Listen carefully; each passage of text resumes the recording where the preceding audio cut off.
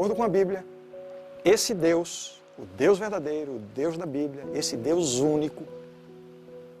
eu vou dizer uma coisa agora que vai parecer confusa. Ele é um Deus plural. É isso mesmo. O Deus único da Bíblia é um Deus plural. Veja só o que diz algumas passagens da Bíblia. O texto diz assim: também disse Deus. Espera um pouquinho. Fique bem atento para o que está escrito aqui. Também disse. Quem foi que disse? Deus. O que foi que Deus disse? Deus disse: façamos o homem à nossa imagem, conforme a nossa semelhança. Veja, Deus está falando consigo mesmo. E veja que ele usa a expressão no plural. Façamos. Dá uma ideia de quê? De pluralidade de pessoas. Outros textos. Ainda em Gênesis, capítulo 3, verso 22. Então disse o Senhor Deus: eis que o homem se tornou como um de nós, conhecedor do bem e do mal. O homem se tornou como um de nós. Fica clara essa ideia de Deus falando consigo mesmo, mas numa pluralidade de pessoas. Havia uma pluralidade de pessoas. Mais um texto ainda.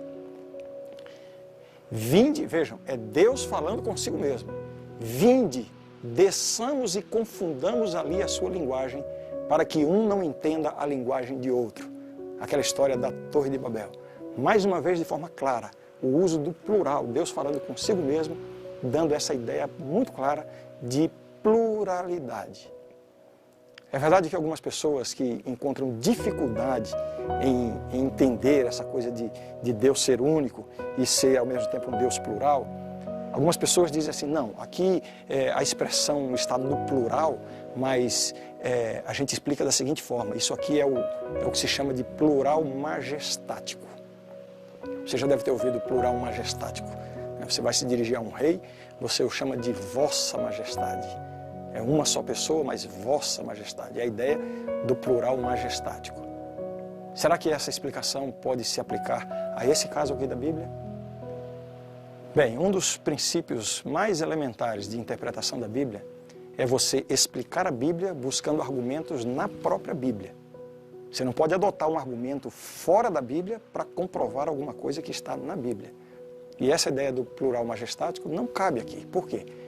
Porque a Bíblia, em lugar algum, usa o plural majestático. Essa forma de linguagem não é usada pela Bíblia. Nem mesmo nos livros dos reis, das crônicas, onde aparecem as histórias dos reis, não ocorre. Ou seja, fica muito clara a ideia de um Deus plural.